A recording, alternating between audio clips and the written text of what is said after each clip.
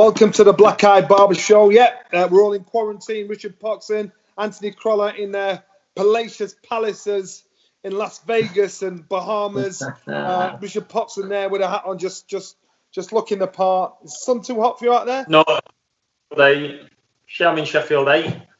I'm probably glamorous. That's just like Bahamas, so it's the same. What about you? What's the weather like over your side, Anthony? It's been nice today, mate. Barbecue weather today.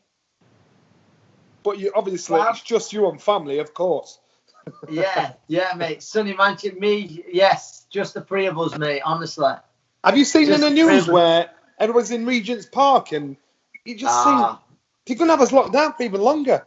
We'll probably suffer the consequences of London's bad behaviour. They'll make everybody get on lockdown for even longer. In a few weeks' time. Is the Queen not going to give some out in a bit? 8 o'clock. Yeah, I went out to Ladybower on bike today, and that's usually where loads of people have been congregating, and it was deserted. Yeah. Well, it's just London. It's just London. But you've got to remember, most people out in London, they live in flats. They've got their own gardens. One of the guys that works there, he's got a young child. He lives in a flat. They've got no garden. They want to get out. So you understand the frustration, but unfortunately, I think this just extends it, especially if the numbers get even higher tomorrow once they look at the figures. Yeah. Well, I know next Sunday here in our town, you know where the G-Mex is, behind the hotel where you'll stop at, Johnny, the Radisson. You know the Radisson Hotel in town where they do a lot of the work? Behind there, the Manchester Central, the old G-Mex. Yeah, remember it? Yeah, that opens next Sunday as one of those, like they've done it at the XL in London. It holds a few thousand beds, or I don't know how many thousand beds it holds, but it's a big one. So whether they're expecting a peak in the next few weeks around here, I don't know. Jeez. Well, they've done that at the Sheffield Arena as well. It's all better. Have they done the arena the same? Yeah, Sheffield Arena. Have they? I didn't know that. I didn't know that. Wow. Yeah, so it's pretty bad. It's going to hold so many thousand, but like you just said then, people just keep going out. There's a group of lads near us. They just, honestly, it's just basically just set up a pub in one of the lads' workshops. Stupid. So, Rich, what we got on today's show? So, news-wise, we're a bit quiet, aren't we, fellas? There's no news. The only news is there's still no news, but a couple of bits this week. Did you see that Amir Khan did a bit of an interview with somebody saying if you don't get like a Pacquiao fight or something similar, now he's going to retire? Do you believe that? What do you think to that? I think Amir, like when speaking to him at the end of last year, Amir's just got one or two more fights left in him. I think he's just after. I think Amir sort of with the fights, obviously he's been well paid over in Saudi, so I expect another, big fight for him that part of the world. But I think that we will only see one or two more fights from Amir. I can't see him. I do believe that. I actually believe that he's at the point now where the love for the sport is nowhere near what it was. It's probably like a mercenary now. It's about the dough. First time I'd seen him publicly out and about, you'd seen him a lot more on where he looked overweight, he looked big, he looked fuller. And I'd never really seen him like that. And I can remember it was back in the last year when I saw him. And I was really surprised him actually looking like that. So again, it's probably has changed, haven't it? And when you get older, you just decide, well, you know what, enough's enough. I'll go where the dough is.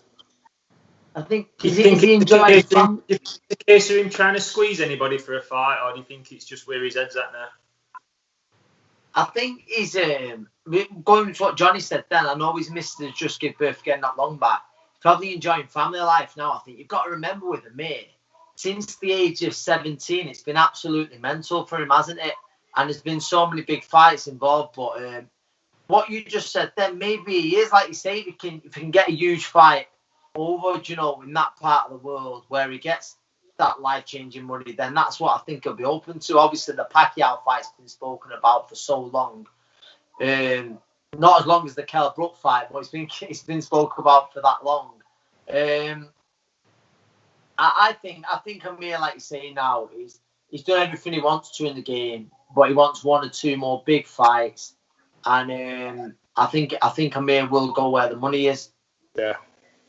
Do you see that? But I've never seen it anyway, though. Do you know, like that Pacquiao fight and stuff like that? I've never seen it.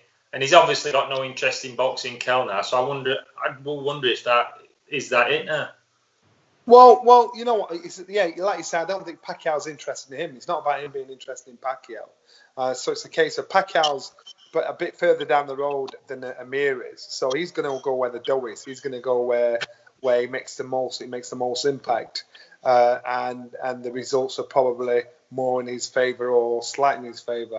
I thought for a while that Amir Khan had beat Manny Pacquiao, this version of Manny Pacquiao, because he's too busy, too much movement on him.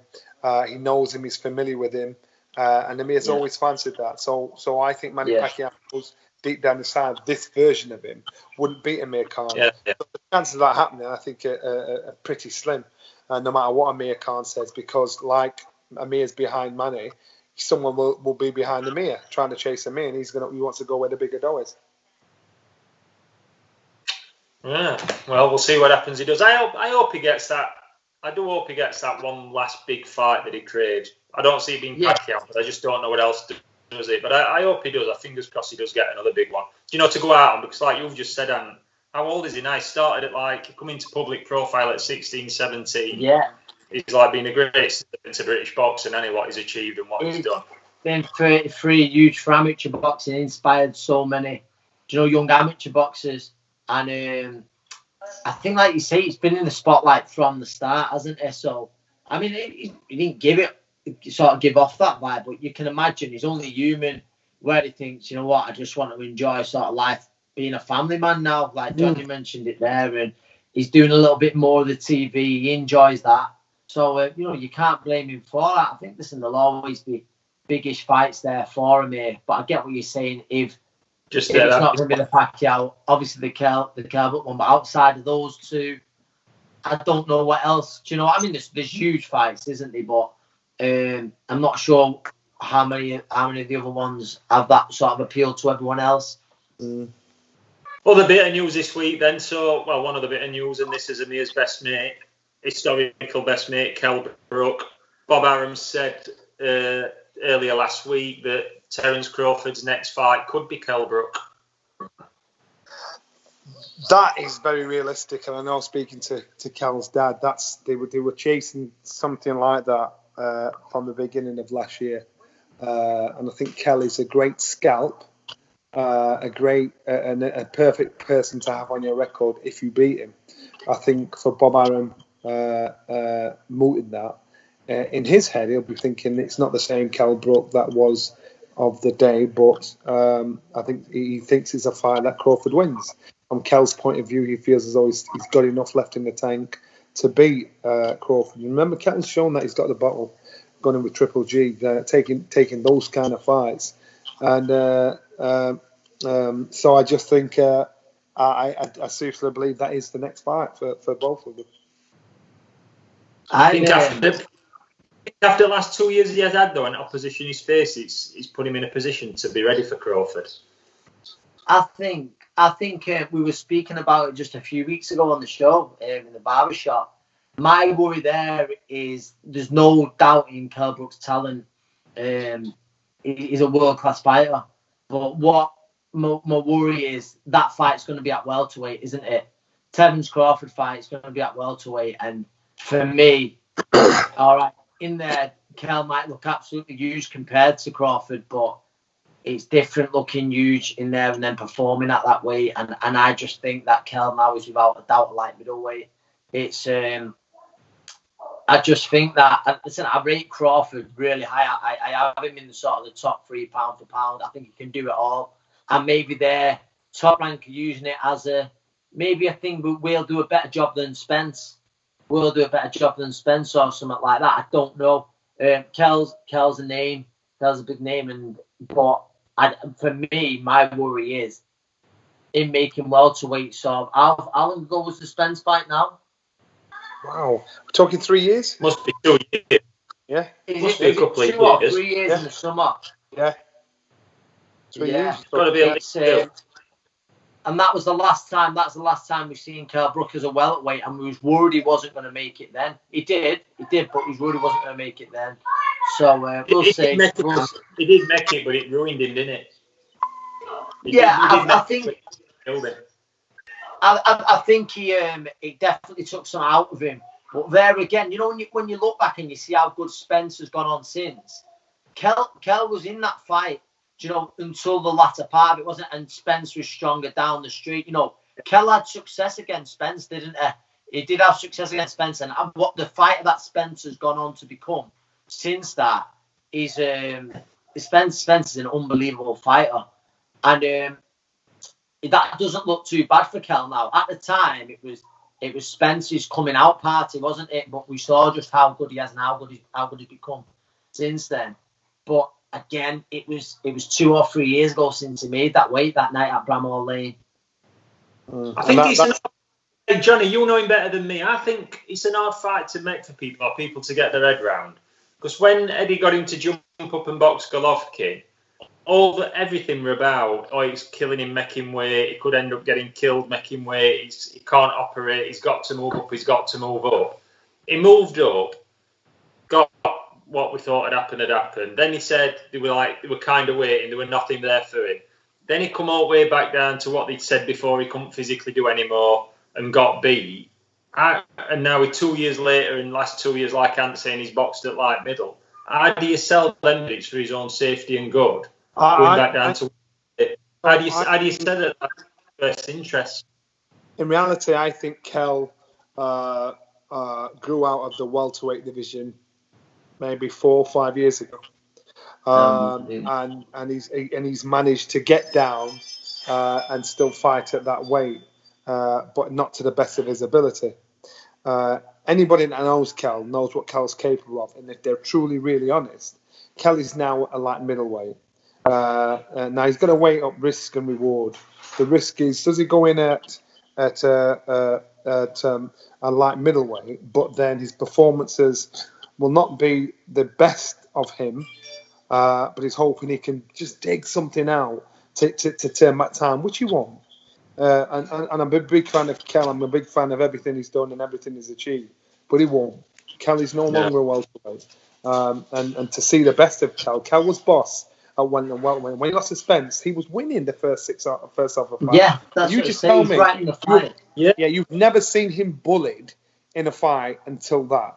So when don't you think that would win, Johnny? Sorry?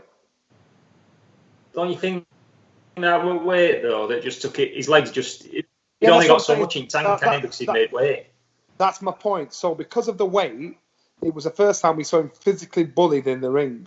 And the same thing will happen again because he will now come across solid welterweights in Crawford that will manhandle him, throw him about the place. After 6 rounds, it'll drain out of him. And so common sense. If I'm asked on any level, even if Kell was sat right next to me, I'll say he's not welterweight. He's like middle, and that's a problem. So if they set the weight at a catch weight, you never know. I don't know because Kell is not in the driving seat in this. So they're saying, Kell, if if you want this fight, it's at welterweight.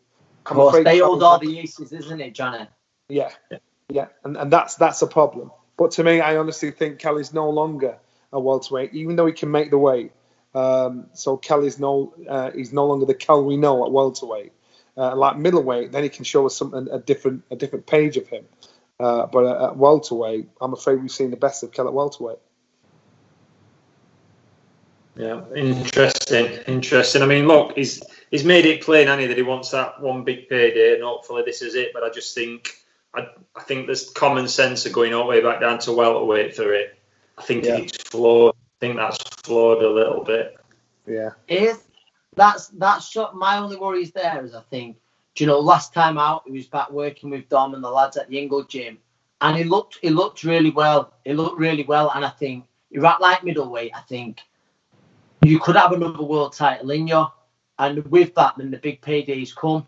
Whereas, as we've just been saying, then for me, this fight at welterweight against Crawford, not just because Crawford's a brilliant fight, but you can't help but think, is it sort of a farewell fight? Do you know what I mean? Yeah, and so in a way, he's doing what Amir's doing. He's thinking, right, I'm going to go for this. I think I can do it. Yeah.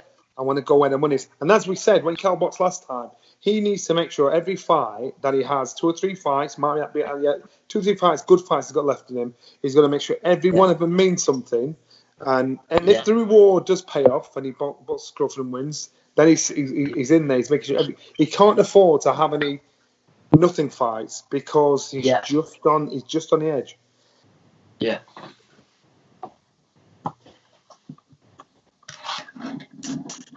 See what happens. Another bit of news that came out last night and this morning. So last week, John, you missed it. We had Larry Oliver Miller on talking about drugs in boxing and his own experiences with it. And one of the things he said was he thinks of high international class fighters. He thinks, what did he say, 80 to 90%? He said, I think Larry said he thought 80 to 90% of boxers had been on it or implicated. Eddie Earn's done a thing last night with another website, Boxing Social, saying he refutes that and his shows are cleaner than anybody's shows, but boxing has got a problem with drugs, but it's not that big a problem. Unfortunately, all sports have a problem with drugs. And our sport is the only sport you are directly trying to inflict pain and damage on somebody. So therefore, the consequences are a lot more lethal and a lot bigger. I think when it comes to the punishment, once the punishment is dealt with and upped, and it's treated as assault, then that will help deter fighters, certain fighters cheating. Now, I know in our game, I love our sport, and it's the best sport in the world. It's worse. It's a dirty, rotten, prostituting game. And I've seen it. I've seen it in Germany. I've seen it in Brazil. I've seen it all over the world. So, and fighters, if they think they can get away with it, they'll do it. But now it's got to the point where the drug testing is getting that stringent, they're becoming few and far between. So it does happen in our sport. I'm not going to blow smoke up anybody's arse and say it doesn't. It does happen in our sport, but it's getting harder and harder for people to do it. And let me just make it clear: not everybody does in our sport. There's a small percentage that do it in our sport, and when you know, you know, and it's going to get to the point where they just get exposed, and that's what's going to have to happen. What do you think? Small percentage or larger percentage? Myself, sorry, Rip. Yeah, do you think small isn't just a small percentage, or do you think it's a larger percentage? No, it's a horrible thing. I mean, listen, there's some special talents out there, but at that elite level, it's horrible because sort of what Larry was saying last week, when 2 elite fighters get in the ring, you can't help but question are both of these fighters clean, and it's horrible, like for the sport that we love. Do you know what I mean? Because there's that much of it going on. Kind of question over what you're watching, doesn't it, when you're watching it? Yeah. Yeah, and it does, and then you're thinking. He mentioned it. You know, there's drugs there that they can't be tested for yet. So he says, and you know, a lot of people on that side would say it is they're always one step ahead, and we just want the testers to catch them. Do you know what I mean? We just want the testers to catch them up. Because we spoke about it, we said last week about it's a dangerous sport as it is. Never mind someone who's cheating with it. Yeah. And remember, drugs don't. I always say I've boxed 4 drugs cheats. I've beaten 3 of them. I've drawn with 1 of them. I might have boxed more drug cheats and not known about it. But drugs don't make you a better fighter. Drugs don't make you a more astute ring craftsman. Drugs may get you a little fitter, get you through a harder training camp, may make you a little stronger. But I've seen a lot of little guys beat a lot of big guys. And so drugs don't make all. It's not like sprinting, doing a 100-meter sprint, where it'll just fire you up for 10 seconds. Boxing is that is most of boxing. And so when it gets to the point where you're taking gear, hoping it's going to make you a better fighter, I'm quite sure I know a handful of fighters that it's not made them better fighters. You know, you look at guys that have officially been blown up. Look at Miller. What did he do for him? You know, what did it do for him? Look at his performances. I'm quite sure we can pick other fighters that were out there that got publicly named and shamed. What did he actually do for him? Do you know my only problem with, say, you use there, you know, Miller? Miller, for the size of him, had a fantastic engine. I mean, I think he was on everything wanted, Miller. And my only question would be I know, like, he wasn't the best heavyweight in the world, but my only worry was, if he didn't have those drugs in his system, would he have even got in the position to be picking up this huge contract that he's going to get now? And there's still some potentially huge paydays there. Do you know what I mean on that side of things where... Yeah, because it's controversial now, man. People know him, so what happened? Yeah, but now he's going to be watched so tightly. Yes, so let's see how he performs. Let's see. It's going to be a big thing. It's going to be a big thing now. See how he performs now. There he is. There's John now. Johnny boy. Word up, Mr. Ryder. How you doing? John, I told you to have a shave for this.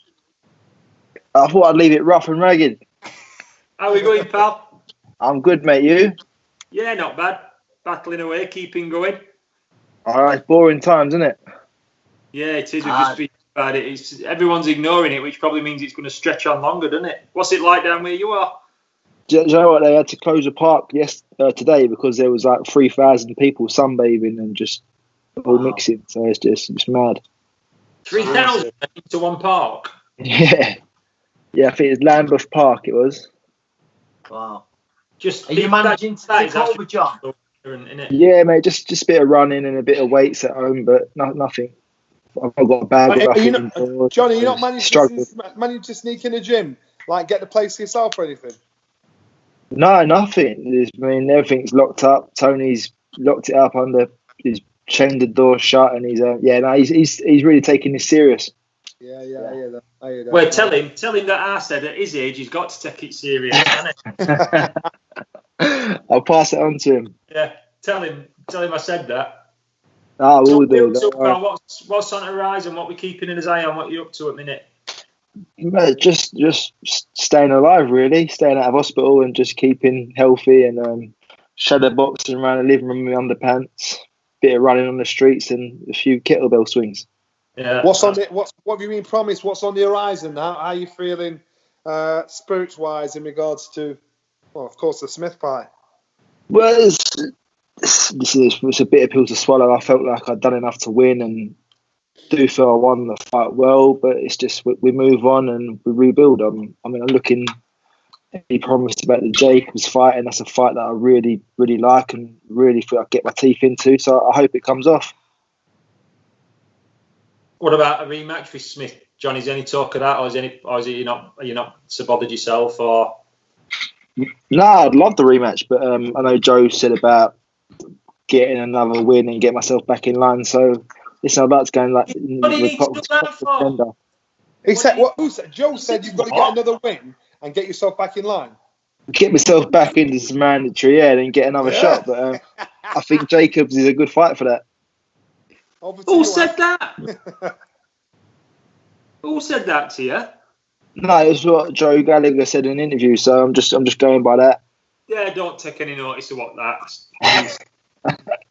No, look, I watched it on. Like, these two were probably there, aren't we, in corner? I thought you were at the worst. I thought you'd got a draw at the worst, so I thought you were really unlucky, pal. So saying that you've got to go and get a win to come back for a rematch is just a nonsense, mate. Yeah, no, what the thing is, though, with the way things have worked out now, it could be the potential for both of us. I mean, it's been a slow start to the year already, and even slower now of it coming to a stop. So who knows what the summer could bring? Yeah. What was the response like after the Smith fight? How did you find it from the public? Do you know what? It was that positive that it got a bit annoying in the end. I mean, getting stopped on the street by a complete stranger saying, "You won that fight, you should be world champion." And for the first couple of weeks, it's quite heartwarming and it's nice. But then after that, you're not getting a bit pissed off with it and just thinking, well, if all these people are seeing it, why are them 3 judges not? Yeah. I wanted to ask you, John, has it been difficult? Do you know when, because like you run Billy Joe really, really close a few years ago, didn't you, when you boxed in? You've just had that fight with Callum now, which a lot of people thought you won. You know what I mean? Whichever way it went, it were really close, but quite a few thought you won. Has it been difficult then watching Billy Joe and Callum chasing all these supposed mega millions to box Canelo? And you must have had minutes where you sat there and thought, well, actually, that should be my name in that, 'cause I think I won that. What's it like? What's it been like for you psychologically, that getting your head around that? It's tough, yeah. You hear these big numbers going around, these big figures to fight Canelo, and I'm thinking, well, I should be part of that. I should be in consideration. And you know what? I'd have done it for half the money they were doing it for. But it is what it is. I mean, I still believe I will be world champion, and these big fights will come. John. Yes, John, mate. you know, like obviously after that fight, you come out of that fight covered in glory. You can have one fight against any of the champions or any fighter in the sport now. Would you have it with Callum, or would you choose a different route? You can choose one fight in the sport right now. No, yeah, the top of the list is definitely the rematch with Callum. Yeah, fair play. What about domestically? Is anybody else domestically that you'd like to get in the mix with, or are we talking or are we just going to look further on that? I just want to stick at world level where I've been operating at. I think I've been operating within the top 10 now for the last few fights, and doing well, racking up good wins, and I think I've proved myself. So I just want any of the world champions, Billy Joe, Callum Smith, Benavidez, Plant, whoever it is. Well, two of those world champions would be big domestic super fights, wouldn't they? As we say, Billy Joe, or the rematch with Callum would certainly sell now after the first fight. It'd be much bigger, wouldn't it? Oh, massive, yeah. I mean, I know Billy Joe's obviously in line for Canelo, and we'll see what happens with that. But yeah, I mean, the rematch I think is a much bigger fight with Callum now. I think people just saw me as someone who'd snuck in with a mandatory shot, but I think I've proved myself now that I'm at that level, and that the rematch will be even bigger. What it is with Callum, do you think? I know on night they were saying he couldn't get motivated and stuff like that after, but it just was like, to me watching it was more like you'd got a good feel for having his number more than he were unmotivated, to be honest. I feel that he's outgrown the weight massively. He's absolutely huge for the weight. If you look at him from weigh-in to fight night, he goes from Skeletor to He-Man. So listen, he does what he's got to do to make the weight, but I think I feel that his days at 168 are numbered, and he'll be moving on to 175 shortly. So you want to get him as soon as possible, then, pal, aren't you? Yeah, definitely. I mean, I've never got to get revenge on Billy Joe, and I've been chasing that fight for a while, but I would like to get revenge on Callum Smith. What about that man Eubank? Is he one you'd like to get your hands on? Well, yeah, I mean... I don't mean round his neck. I mean, boxing. No, there's no violence. We won't talk about any threats of violence, yeah. No, I mean, I know he's moved back down to middleweight, but them kind of fights are the ones that always get your mouth watering and always get you up for. At the two of them, now speaking as someone who's probably got the best inside knowledge of the two of them, who do you think would fare better against Canelo, Smith or Billy Joe? At the moment, I think Billy Joe. I just think that Callum he stays under that weight. I think to trouble Canelo, you've got to be able to move, and Billy Joe is a great mover, great boxer, whereas Callum's going to come, he's going to stand in front of you, and he's going to have his nice high guard, catching the shots and trying to counter off. I just believe that you can't really be a sitting duck with Canelo. You will come unstuck. I'll be honest, I think you'll get that Smith rematch, me, John. Because I think if Billy Joe, if it still happens with Canelo, which people are saying it's going to, so if that still happens, unless it runs out of time, I can't see where else Callum Smith can jump to, really, that's going to give him more credibility than rematching you after the last fight. I think you should. I think you've got a great chance of getting that fight. No, I do, but I feel that the Canelo fight might have passed, and they might lose the date now, and he might just fight in September. I'm hearing he's going to fight Golovkin for the rematch again. So it might mean that Billy Joe fights Callum in the unification. Yeah. I know what you mean, and they'll talk about that, but I don't think them two together straight away. I don't think that generates what they'll both want, either on pay-per-view or gate. I think that they'll probably need to put them together maybe a bit first to build it up and build some animosity. I think going straight into that, I don't think it'll generate what they're both going to ask for. And that's why I think there might be another fight. And if there is, I can't see anybody more credible for Callum to box than you. Yeah, and I suppose it would make sense to do them, maybe build them both on the same show, me against Callum, Billy Joe against someone else, and say the winner is in a big unification start of next year. So you never know. Fingers crossed. Fingers crossed for you, mate. Fingers crossed. So what are we doing to keep fit then? What are we doing? Just going jogging and that's it? Yeah, some good runs. You'll be happy to know I might buy a bike and start cycling. Whoa, hang on a minute. Well, you perked and up. the garden. Might do a bit of cycling, bit of weights, and shadow boxing in the living room in my pants. John, do you know what? Just a quick. Yeah, mate. Just a quick one. Going back to the weight when you was mentioning about Callum outgrowing that weight. Do you feel, because your best performances have come up at super middleweight, haven't they? I know you had good wins at middleweight, but your best performances have come up at super middleweight. You wasn't seen as by a lot of people to be big enough to go up to super middleweight, was you? Are you sorry that you didn't do that jump earlier? Because you look a different fighter at super middleweight, much stronger. You're much more comfortable there, aren't you? Yeah, do you know what I feel? I mean, for the Billy Joe, I made it comfortably. After that, I started really struggling. It become hard. It become really hard, yeah. And I mean, people say it's only £8, but you'll know yourself. It don't matter if it's £2. It's hard, and it wasn't there to lose. I was not eating for days upon end, and I mean, just really struggling. So that 24 hours in between is just not enough to recoup and get yourself back there. I've been in that. I mean, I know he's got people like Scott Robinson around him with the great nutrition and got it down to a T. But I just believe your body can only do what your body can do, and I just believe his days are numbered. Yeah, no, sometimes I get like what you're saying there. Sometimes you feel so much better fighting natural. You might have been bigger on the night as a middleweight compared to other middleweights, but now you've moved up a weight. Yeah, you might not be the biggest super middleweight, but you feel strong in there. Like you can hold your own strength-wise with any super middleweight in the division.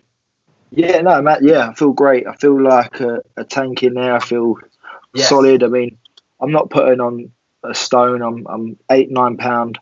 Yeah, I still feel sharp. Still feel fresh, and I feel good to go. Yeah, I feel comfortable. I feel happy as well. Enjoy it. Yeah, enjoy it more. Yeah, it's a lot more. I mean, it was getting hard at days of middleweight and. Disliking boxing. Crap to be around. Yeah, I hated boxing. I loved the training, but I hated the fighting. When it got to fight week, it was just a dread. But now I look forward to everything. In an ideal world, how many times a year would you like to be out? 2 to 3. I mean, it's all right if you're getting the right fights. I mean, last year was a great year for me. I boxed in Vegas, then boxed Callum Smith for the world title. I mean, so that was a great year. But other than that, I'd like to be out 2 to 3 times a year. Well, fingers crossed. As soon as this mess clears up, pal, you'll be straight out. But I can see you getting a big fight straight away. You've established yourself as one of the names there now, and everyone. I think I deserve it. Yeah. Definitely. Fingers crossed for you, pal. Fingers crossed. Thank you, mate. Hey. Appreciate John, it. if you want to spend a few quid on your bike, I'll advise you how much to spend. Just text me. I'll give you a message, yeah. And get rid of there must be £7 on that beard. That'll be weighing you down. Get that off. Got to wait for the barbers to open so we can get an haircut and a shave. Keep it the end of isolation, pal. It's not aerodynamic, that, John. You must get into that. When I get the bike, I'll shave the beard. Go on, then. All right, mate. That's it. Take care. See you later, pal. Right, take care. Johnny's a genuine nice kid, isn't he? Good guy. I think he'll get that Smith fight late next, John. What do you think? I don't know. I think Joe. I think the stick Joe got and how he had to defend Callum, but the stick Joe got afterwards. I think it's something he thinks he don't need. He doesn't need. He don't need to do it. He don't have to do it. He won't do it. He'll not be forced, browbeaten or bullied into taking that fight again. And I just think every fight has a bogeyman. Maybe Smith went in there and thought it was going to be easier than what it was. Maybe he's met his bogeyman. But that fight will only happen if it has to happen. And I have a funny feeling it's never going to have to happen. Knowing Callum, and Callum says for him. Let's pretend, sorry, Anne, let's pretend that Billy's getting Canelo. So let's pretend that's happening. If that's happening, what's Callum going to do? No, I agree with you saying if the Jacobs fight isn't going to happen, I think Callum would want to put it straight. With John, Callum obviously knowing him, he says, I know I can be so much better than that night. So I would like to prove that I'm the better man. But knowing Joe, do you think Joe, even though Callum might one thing, do you think Joe will do it? No, listen, I'll be honest, Johnny, Joe wouldn't want that fight, and I'll be honest, on the day of that, or the day before, and genuinely, I said to Joe, I said, you're nervous, aren't you? And he says, Crawley says, I'm more nervous for this fight than I was for the George Groves fight, and that's the God's honest truth. He said, this could be a tough night. And he said that, but it's from the start, he didn't, you think stylistically it was always going to be a tough fight for Callum, and it was that and more. But again, John's in the spot where he pushed, he could become mandatory again. So if he's mandatory again, then he's half got to, hasn't he? But listen, I don't blame Callum. I'd say if it was Callum, I'd certainly want the Canelo fight or the bigger fight sort of payday than John. But I know what you're saying, Rich, in the sense that it'd be good for Callum to have that fight, and then obviously John would have other plans to put the record straight to prove he is the better man. So there's not loads of places he can go. No, it sounds stupid. It's funny, Joe telling Ryder though, isn't it? If you go and get another win, then we'll look at it. Trying to send him off down a different path. I think that's Joe just being Joe, isn't it? That's Joe just being Joe. Because at the end of the day, if John becomes, if they force the mandatory again, then Callum has to fight John, doesn't he? Yeah. Or if none of the other begins, then I think, and it's not just that, I think Eddie would probably be keen to make it, wouldn't he? Yeah, because I think that's the thing with, like we said before, innit, with Callum and Billy Joe, and they're not. I don't see it generating enough for him to both box. With what they're both going to ask for, I just don't see it generating that straight away, and that's why I think if Billy Joe boxes Canelo, maybe John does get Ryder.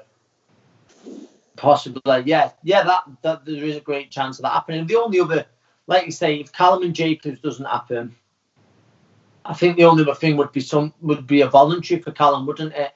Yeah, but do you go that far backwards? And that's the thing, isn't it?